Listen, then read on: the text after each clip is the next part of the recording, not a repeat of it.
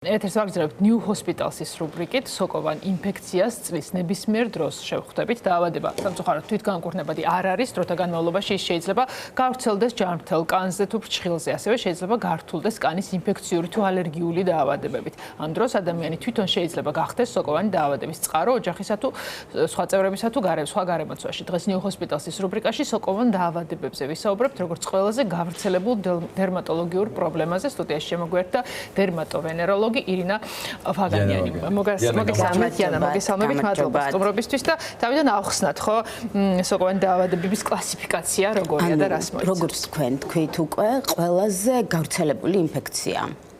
მაგის კლასიფიკაცია ხდება სიღრმის მიხედვით. პირველი ეს არის კერატომიკოზი, ანუ თან ავხსნათ რას ნიშნავს კერატომიკოზი არის ყველაზე ზერელი დაზიანება. ანუ ყველაზე ზედაპირული აბსოლუტურად ყოველ ადამიანს შეიძლება ჰქონდეს და შეიძლება შეგვხვდეს. ანუ ეს შეიძლება იყოს სხვადასხვა ლაქოვანი გამონაყარი. თეთრი, ყავისფერი, სხვადასხვა ფერის. მეორე არის ეს დერმატოფიტიები, შედარებით უფრო ღრმა შრეს აზიანებს, ამასთან ერთად აზიანებს კანის დანამატებს, ფრჩხილს, თავს. მესამე არის კანდიდა. კანდიდა არის ნორმალური ფლორა, აი ყველასთან აბსოლუტურად ცხოვრობს, მაგრამ რაღაც პირობებში ვითარდება დაავადება კანდიდოზი. კანდიდოზი გვხვდება ნაოჭებში, ეს იქნება საზარდული, თითებს შორის, იღლია. მაგის განკურნება ძალიან მარტივი, ასევე ძალიან ხშირად შეიძლება დაზიანდეს ფრჩხილი. და ბოლო არის ღრმა მიკოზი.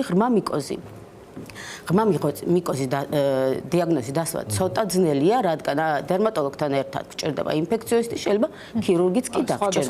სხვადასხვა მიმართულების სპეციალისტი. ამ კლასიფიკაციებს განვასხვავებთ ვიზუალით, ანუ რა უნდა ვიცოდეთ ჩვენ პაციენტებმა, სანამ ექიმამდე მივიდეთ. პაციენტი შეამჩნევს მაგალითად თითებს შორის რაღაც ნახეთქს, საზარდულში სიწითლეს, ფრჩხილის გასქელებას, აუცილებლად არა. თვითმკურნალობას არ უნდა მიმართოს, არავის რჩევას უნდა მივიდეს დერმატოლოგთან და დიაგნოზი უნდა დაისვას. რა უნდა ვიცოდეთ ასევე თითოეულმა ადამიანმა, რა შეიძლება იყოს რაღაც ხელსაყრელი გარემო იმისთვის, რომ განვითარდეს და გაღრმავდეს სოკოვანი დაავადება. ხო, ანუ არის რაღაც, კი ბატონო, არის რაღაცა ფაქტორები, ერთ-ერთი ეს არის ენდოკრინოპათია, ძალიან ხშირია, შაქრიანი დიაბეტის დროს, ჰიპერჰიდროზის დროს, ანუ ჭარბიოფლიანობის დროს, ავიტამინოზი, ჰიპოვიტამინოზი, ხშირია ქრონიკული ინფექციების დროს, როცა იმუნიტეტი არის დაქვეითებული, ასევე ონკოპაციენტებში ძალიან რთულად მიდის. ასევე ჰიგიენის დაუცველობისგან, კონტაქტი დაინფიცირებული ცხოველთან და ასე შემდეგ. ყოველი ფაქტორია საყურადღებო. რამდენად ახასიათებს ასაკი ამ დაავადებას? აი მაგალითად ასაკი. ხო, სხვადასხვა ბავშვებში შეიძლება სხვა ტიპის სოკოვანი დაავადებები. კი, რა თქმა უნდა, სქესიც, ანუ ნახეთ, ბავშვებში შეიძლება უფრო ხშირად ვითარდება დერმატოფიტია, ტრიხოფიტია, ზიანდება თავისთმიანი ნაწილი, როდესაც დიდებში ზიანდება ნაოჭები. ის იქნება დიდი ნაოჭები, ანუ მკერდის ქვეშ, საზარდული, იღლია. და ბავშვებში კიდე უფრო მიკროსპორია, დერმატოფიტია, თავისთმიანი ნაწილი და ასე შემდეგ. მაგიტომ ასაკს აქვს ძალიან დიდი მნიშვნელობა.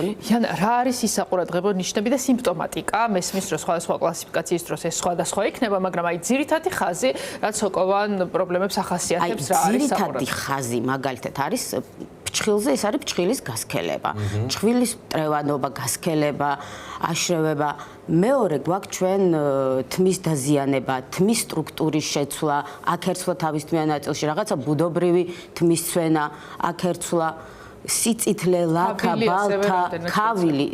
ხშირ შემთხვევაში არის, არის სოკოვანი დაავადებები, ქავილის გარეშეც მიმდინარეობს. კი, როგორ არის? კი. ხო, მე უნდა მეკითხა, რამდენად შეიძლება დამაზიანებელი იყოს თვითმკურნალობა? ანუ საინტერესო ის არის, რომ ჩვენ ჯერ პაციენტებს რა გვიჭირს ზოგადად დაავადებებთან მიმართებით, ხო? გვიჭირს იდენტიფიცირება და შეიძლება იგნორება. და დროული მიმართულება. იმიტომ რომ რაღაცა თავს მშვიდობთ რომ შეიძლება გაიაროს, შეიძლება რაღაცა მარტივ გარემოებს დავაბრალოთ, მაგრამ რეალურად აი სოკო ვერ ამოვიცნოთ. და თუ როცა ამოვიცნოთ, მე ვიწყებთ ხოლმე თვითმკურნალობას. ეს არის ერთ-ერთი მანკიერი მხარე პაციენტების ყოველთვის. რა შეიძლება გავაფუჭოთ? კი, არასწორი მკურნალობით და დაგვიანებით. კი, არასწორი მკურნალობა, აი ძალიან საინტერესო საკითხი, იმიტომ რომ ძირითადად უკვე მალამოწესმული პაციენტი მოდის. ანუ ვიღაცა მურჩია, აფთიაქში იყიდა, მეზობელმა თვითონ წაიკითხა ინტერნეტში. ანუ რომ მოდის ძალიან კლინიკური სურათი ფაქტიურად წაშლილია. ვერც ლაბორატორია ვეღარ ადასტურებს, იმიტომ რომ წაშლილია სურათი, ვერ სვავ დიაგნოზს, გაქვს ლაქოვანი ელემენტი, მაგრამ დიაგნოზი არის წაშლილი. მაგიტომ თუ შეამჩნევს ადამიანი რაღაცა ლაქოვან ელემენტს, ჭრილის გასქელებას, მისცვენას, სტრუქტურის შეცვლას, არ არის აუცილებელი რომ იყოს სოკოვანი დაავადება. მით უმეტეს სტეროიდული და ხშირად არის შერეულ მალამოებს რო ხმარობენ, მან იცვლება მთლიანად კლინიკური სურათი იცვლება.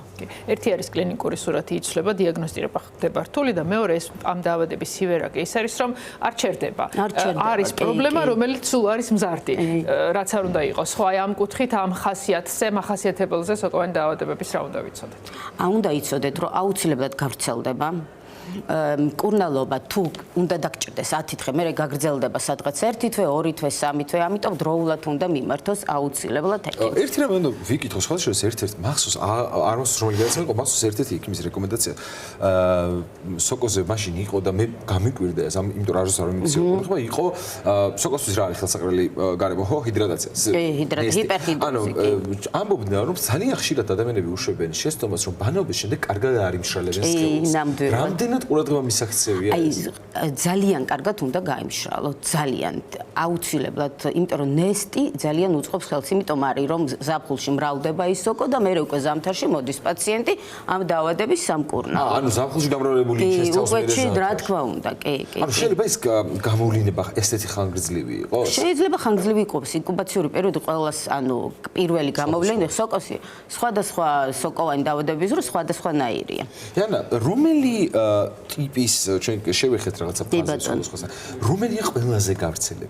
ყველაზე გავრცელებული არის მაინც ანუ ნაოჭების დაზიანება, ეს კანდიდოზი, ფრჩხილის დაზიანება, იმიტომ ფრჩხილის დაზიანება შეიძლება იყოს კანდიდოზი, შეიძლება იყოს დერმატოფიტი და ასე შემდეგ. ანუ ამის დიფერენცირებას ყოველთვის ექიმი. აუცილებლად. კი, მოდით შევეხოთ ზუსტად დიაგნოსტირებას. რას მოიცავს და ნიუ ჰოსპიტალში რა შესაძლებლობებია დღეს თანამედროვე ტექნოლოგია რამდენად წამყვანდა მნიშვნელოვან როლს ასრულებს ამ პროცესში. ანუ რომ მოდის პაციენტი, კლინიკური დათვალიერება, ანამნეზი, თუ გამოცდილი დერმატოლოგია თავისთავად შეიძლება დასვას დიაგნოზი, მაგრამ ჩვენ გვაქვს დერმატოსკოპი, უფრო დაწვრილებით დავათვალიერებთ ჩვენ კანს და გვაქვს კიდე ვუდის ნატურა. ეს ვუდის ნატურა გვაძლევს სხვადასხვა ფერის შეფერილობას.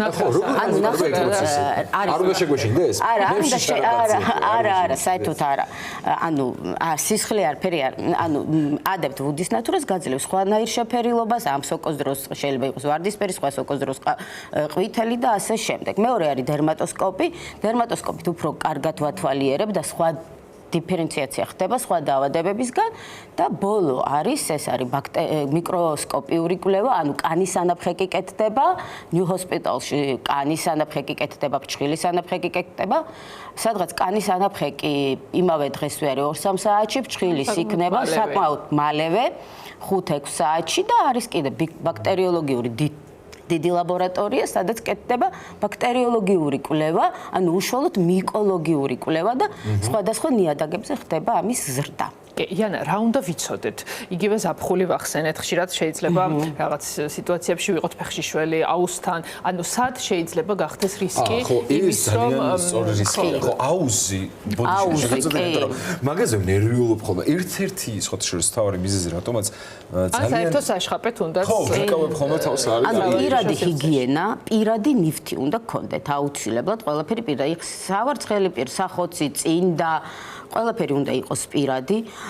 საპროფილაქტიკოდ შეგიძლიათ ქვეყანას სხვადასხვანაირი ხსნარები იყიდება ანტიმიკრობიული, ანტივირუსული აფთიაქებში, ანუ შეგიძლიათ აუზის მერე როცა კარგად გაიმშრალებთ, უკვე შეგიძლიათ შეიშყუროთ ეს შეიძლება იყოს პრევენციული გზა. კი, პრევენციული მედიკი როგორ არის? ძალიან ბევრი. ანუ სავარჯიშო ახლა იქ ამას სავარჯიშო სივრცეში. კი, სავარჯიშო სივრცეში, კი, ძალიან ხშირია სპორტსმენებში.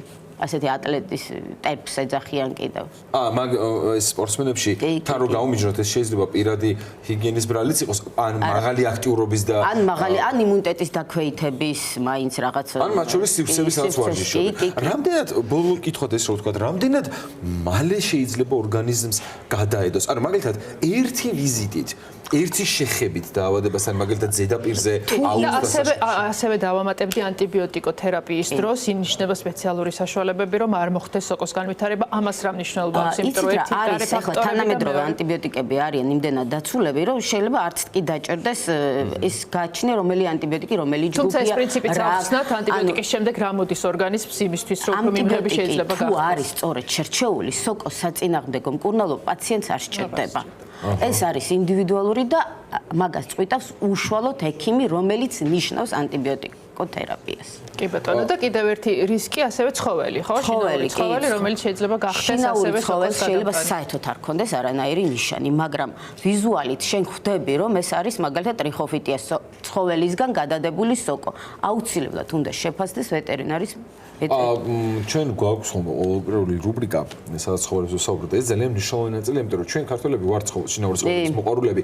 რა შეიძლება მათ უთხრათ, ეხლა თქვენ რატო გამიშთა ეს კითხვა? თქვენ ახსენეთ, რომ თქვენ ხვდებით ვიზუალურად. ეს თქვენ ვინ ვართ? ჩვენ შეგვიძლია ვიხდეთ ჩვენ ვერ მიხვდებით. ანუ აბსოლუტურად არა, იცით რა, შეიძლება ბეწვი დაფარულია მესმის კი, ბეწვი დაფარულია. ნახეთ, თქვენ ვერ შეამჩნევთ, მაგრამ ვეტერინარი შეამჩნევს. მე ვუდის ნატურა გვაქვს. კი, აქ არის გამოსავალი, ვიზიტი, როგორც ცხოველის ვეტექიმთან, ასევე აუცილებლად ჭირდება ვეტექიმი. როდესაც დერმატოლოგი ამჩნევს, რომ პაციენტს აქ რაღაცა გამოვლენა, სოკოვანი გამოვლენა, აუცილებლად ანუ გამოცდილება გაძლევს იმის საშუალებას უდის ნატურა, დერმატოსკოპი და ბოლოს რეკომენდაციებით დავასრულოთ იანა. რეკომენდაციები გაძლევს, მაგრამ მაინც რა უნდა ვიცოდეთ, ხო? და როდის მივიდეთ სპეციალისტს? სპეციალისტთან მიდიხართ მაშინ, როდესაც ამჩნევთ კანზე ანუ შეწითლებას, ლაქოვან ელემენტს, ბალთოვან ელემენტს, კანის აქეცვლას, ფჭხილის გასქელებას, თმის ცვენას, სტრუქტურის შეცვლას კი თმის სტრუქტურის შეცვლას, ბუდობრივ თმის ცვენას, ანუ ადგილობრივად რო გცვივათ, მაგრამ მთლიანად დიფუზურად, არამედ ადგილობრივ, ხო, პატარ-პატარა მონაკვეთი. თავარია ვიცით სადღაც მივიდეთ და როდის მივიდეთ. აუცილებლად ნიუ ჰოსპიტალში უნდა მოხვიდეთ. ძალიან დიდი მადლობა მადლობა საჭირო რეკომენდაციებისთვის.